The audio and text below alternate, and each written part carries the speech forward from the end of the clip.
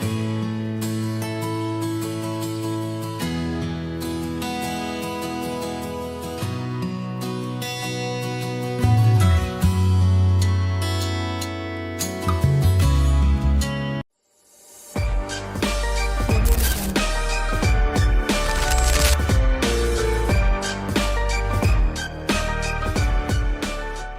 guys, welcome back again to Yes Academy Podcast. And with me, Mr. Phang. Yes, and Leo?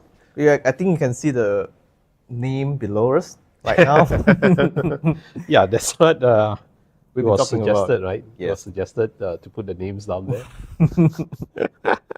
Anyway, so the last episode we talked about generating leads, right? Yes. The generating leads, and of course, Approaching them. approaching them.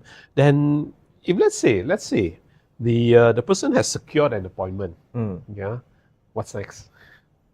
I believe the first thing they have to do is to be prepared, like really prepared. Because you can't just go into an appointment without doing your necessary homework and whatnot. You have to know who are you seeing and what is your objective. Have you experienced anybody that came to see you without preparation? Too many of them. Too many of them. Let's just share an example. Okay, coming to appointment.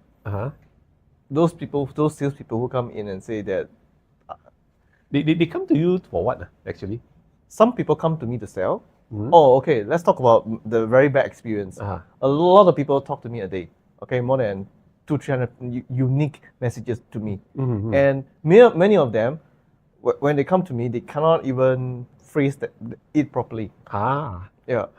And I have to use a lot of energy, a lot of focus to ask questions until I clarify, until I know, oh, okay, you find me because of A, B, and C, and you want my attention and to solve this problem. So they have basically not done their homework lah. Always. Yeah. And one of the things that I hate the most, is they ask me questions like, hi, how are you? Especially in messages. And I find it very offensive to me, because I feel that we know each other. Get your questions asked. What do you expect? Yes, I'm fine. So what's your question? What do you want? What do you want? Yes. Yeah. So I think context also matters, because you can't approach your prospect like that, of course. You can't just say, hey, I want to sell this. doesn't work. All right. Yeah. And that is why preparation is the key to success. Yes. We always say that. Right? Once you have the appointment, they have given you the appointment, sometimes that is the only time that you can meet them. Yes. And after that, they will not meet you anymore. If they don't like what you are doing, they will not meet you anymore. So you have basically blown away that chance. So if you don't prepare yourself, then if you don't plan, then you plan to fail. Yeah, true. I've seen a lot of this also, because one of the reasons why I've seen salespeople, they are not preparing well, is simply because they are overconfident. They say that I've been doing this for so many years, I'm experienced enough, I know what they want, and basically this is what I'm going to introduce to them. And because they don't do their homework, they can't identify their needs, and the moment they start speaking, I'm not interested. Yeah, all right. So that is why this step, preparation, we need to help the salespeople and also, of course, your network marketers in terms of how they can actually prepare themselves. I think this is a very interesting topic, I would say, because before we get to see a person, I think the first thing we need to know is the characteristic. Back to the same thing, characteristic. Yeah. We need to understand that let's say, for example, this is per mother or a father. How many, if they have children, especially in the health industry, we will need to know questions like that. True. Yeah, and how old is the person? Is this the person obese or slim? Is not like anorexia, can't eat. Yeah. Yes. And then let's say male, usually you ask male pattern hair loss, something like that. All these are crucial to us to know what we can. True. And that is why prepare well, right? Prepare well, and practically half the battle is won. The other half is meeting the prospect and telling them what you want to say. And also one of the things that, especially in network marketers, when we do, right, is to also prepare the marketing materials, I would say. Yes, correct. So that is one of the first thing that they need to do, marketing materials. In your case, right, what kind of marketing materials do they have? We actually have slides, okay, brochures, samples. Is it e-brochure or? We have both, definitely. both. Yeah. But most of the time, if you give them brochures, they will just they'll throw away. Yeah. So you need both, to be fair. And sometimes, printing is also a cost as well. You can't print everything. Cannot, definitely. Yeah. So you have to prepare enough things that really go straight to the point, something that will interest people. Yeah. Whether it's online or offline, you need that as well, because sometimes when you talk to people online, when you reply slower, the person is not interested and they don't want to listen to you anymore. Yeah. And so that is why marketing materials are very important, because then you have to prepare those marketing materials, whether it's brochure or e-brochure. Do you have videos? Oh, plenty of them. Yeah. And it cannot be too long as well, because if it's too long, people just start to... Attention span will not be there. Yes. Yeah. Okay, that will be the first one in terms of the marketing materials. The second part is in terms of framing your mind. Okay, framing your mind in the sense that when you go in, before you even go in, what is your objective of that visit? You need to tell yourself, why are you going for this visit? And a lot of salespeople, some of the I've encountered, they go in, I just don't know, see what they want. Yeah, usually these kind of salespeople don't usually win, because before we actually approach some people, I would say, if you're serious about someone.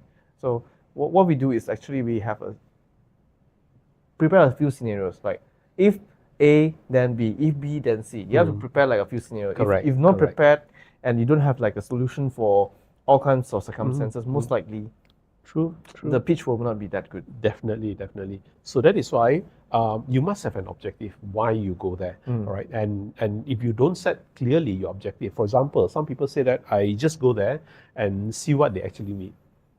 And this is like, okay. Then what preparation do you make? This is when you get approached. That's fine. Let's hear what he want to say. Yeah. But if you want to be intentional, like for example, I'm going to see this person. My objective is to, let's just say, make them join Yes Global. So I have to make sure that before I go, profiling them, then know their possible interests. Yes, correct. Yeah. Yes, you got the word correct. Profiling them, right? Because you need to understand a lot of things about them. What they likes, what they dislikes, the things that they do, things that they don't like to do. So these are the things that we need to profile. That's preparation. And setting objectives also. Now, although you have set your objective, do you think the other side will not have an objective? Oh, most of the time, they always have their own activities. But sometimes you may go to a big appointment to see them, to sell them something, but trust me, sometimes they will also counter sell you. Correct. So that is why you see that, right? Instead of you only thinking about your objective, you set up your objective, but you must also know the other side. What are the objectives? Why do you want to see you? There is a reason why they want to see you. Possible that I have not seen you for so many years, or possible that I have something else to sell to you. Yeah. Or maybe you are handsome or pretty. Possible, right? Possible. There is a tendency, there is a chance to go into a relationship. Well, we don't know. So basically, both sides have an objective, right? You have an objective, you set the objective, and the other side will also have an objective. But you must know what is the objective of the other side. So that will, why this person immediately want to see me? There must be a reason, right? I've been asking this person out for so many times, and this person don't want to see me, but suddenly the person wants to see me. Oh. Yeah, it'll be interesting to find out. Yeah, right. So that is where this is also part of the preparation, right? So please remember, in terms of your objective, and in terms of the objective, and of course in terms of profiling the person you are meeting also. Yeah, but I think by identifying the right profile for them, we can do the right preparation work. Yes. In fact, there are 3 other questions that they need to answer. Instead of, on top of the 3 that we have talked about, profiling, your objective, their objective. There are three other questions that they need to answer when it comes to preparation. What kind of questions are we talking about? This is what we are going to cover after we are back from the break. Guys, see you guys later.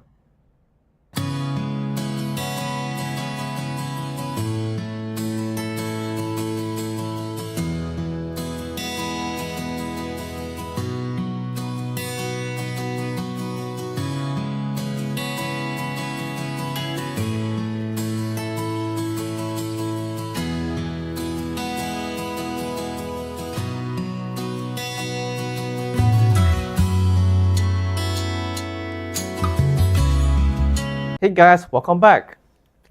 And we're at the preparation. Yes, correct.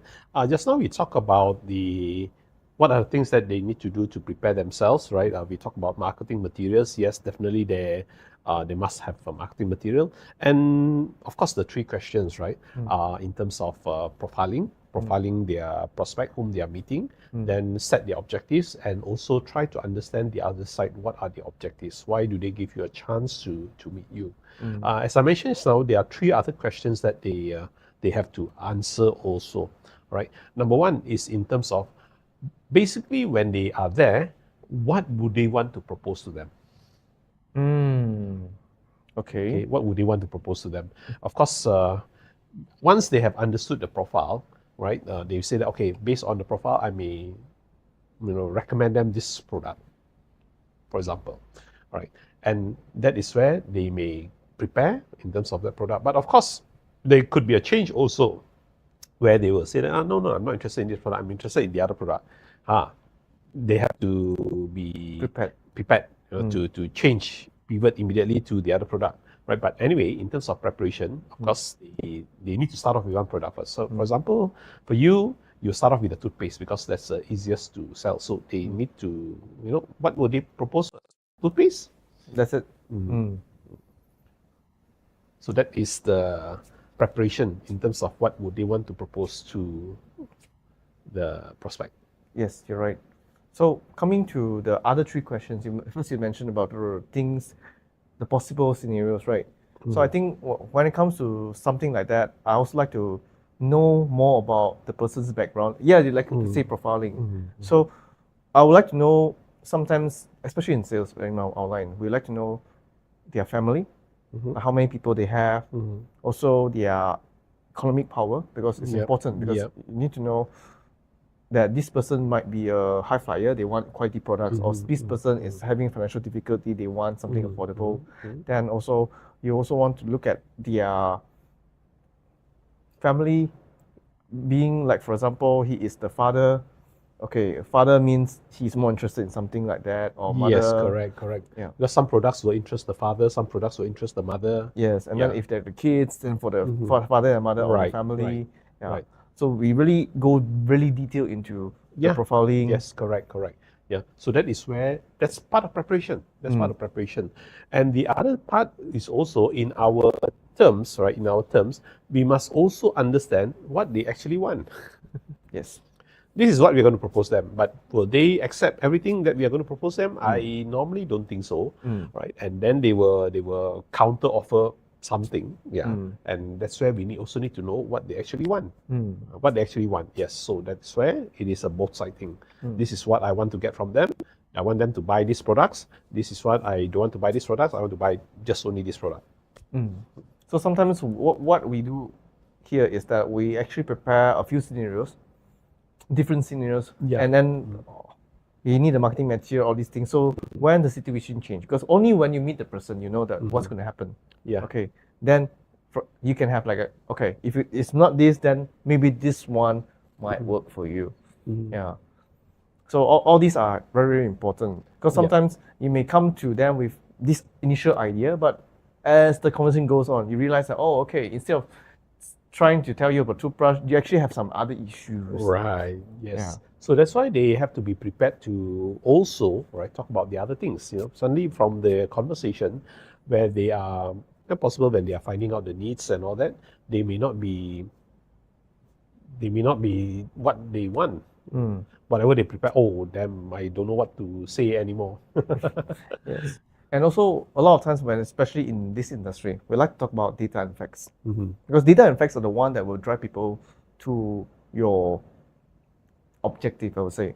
So, one of the things that, one of the pitch that goes deep into my mind is the toothpaste pitch, where they take off the plastic bag, then they start rubbing, and then they say that, look at the color of the plastic bag, it has gone down. So, what happens when you use a bad toothpaste? It will do this to your teeth. The thing that's protecting your teeth will go away. So immediately you got your attention. So I think when we go to the meeting, we have to prepare some, let's call it hook. Yes, correct. Hook and props. If you have props, then how we want to use the props and all that. Because all these things will immediately capture their attention, so that it can immediately bring them to, oh, okay, I have a solution here to this problem. Correct. That's where they need to prepare all these things. And last but not least, I'm not sure whether this happens in your industry. There's always a last question, especially those who are doing B2B, then B2C also, right? What is the BATNA? BATNA. B-A-T-N-A. B-A-T-N-A. Oh, BATNA. Yes. We always say that, right? You also need to prepare your BATNA. What is a BATNA? BATNA means best alternative to a negotiated agreement. Okay, best alternative to a negotiated agreement. For example, I want to sell you an item. Let's say I want to sell you at 1,000 ringgit. But you're definitely not going to buy from me at 1,000 ringgit. But the lowest I can go, for example, is let's say about 600. But 600 to 1,000. But for you, you're willing only to buy from 400 to 800. So anything above 800, there's no BATNA because I will not get an agreement from you. Anything below 600 is that I will not sell to you because I don't have an agreement with you, right? It's way below my cost price. So basically, but between 600 to 800 ringgit, there is a possibility that I can do business with you, right? I can do business with you at this range of price. So that is where, before even we go and meet the prospect, we need to set out our BATNA. But I'm not sure how this can work in your situation, right? Because in B2B and B2C, even in retail also, this is why I always train them, right? Always look at your BATNA. If they don't like this, you can propose another alternative. So that is the BATNA, the alternative. So, but B2B, yes, B2B is sometimes they go by package, what kind of package that you would like to propose to them. This is the package, and if they like to change, so is it within your BATNA? I think this is actually not a very complicated one because the company has done enough research on the BATNA itself for the distributors. So before we design the product, we actually go to the market and research on the selling price. And one of the best thing about the e-commerce platform is the price is extremely transparent. So you can go to the e-commerce platform, start looking at, okay, this competitor is selling, let's just say, joint product. And John usually talk about glucosamine, MSM. So what is their content? How much are they selling? What are they serving? So if you are matching their content, how much are they selling? What are they serving? So if you are matching the price very similar to what they are selling in the market, so basically the BATNA thing will be very easy. Because when you go to the market, very simple, it's called brand conversion. Rather than trying to, because a lot of times, a lot of products are being priced too high, and that's where you have to take a lot of convincing work, a lot of preparation work to tell them that, look, the product out there is dangerous because they are doing junk inside, but ours is different, blah, blah, blah. Yeah. Price actually is one part of BATNA. It's not only about price. Price is just an example. The other example possibly could be in terms of payment term, all right? Possibly could be in terms of delivery. Those are also part of the package when it comes to BATNA. So more or less is to identify what is their expectations and which in terms of how you can actually get an agreement. Because when it comes to closing, you need to make sure that you are somewhere along the BATNA. And this is where you need to check whether you you have the BATNA within that BATNA or not, or it's out of your BATNA. If it's out of your BATNA, then better don't do the business. Because no point, you are not going to make any money. Or it's going to be even worse than for you. So that's why setting up the partner is important. So this is actually similar to before we go to the meeting, we have to identify that who am I, what kind of person I am, what kind of competitive advantage I have, what is the possible thing that I have that will close that person, you would say. Yeah, something similar. So basically, that's why I because I'm not very familiar when it comes to partner in your industry, but in B2B and B2C, the rest of the B2B, B2C, yes, they do have partner. So we actually help them to work out the partner first before they even go and talk to their prospect. I see. So these are the preparations that has to be made, the questions that they need to answer before they actually approach and meet up with the prospect. I see.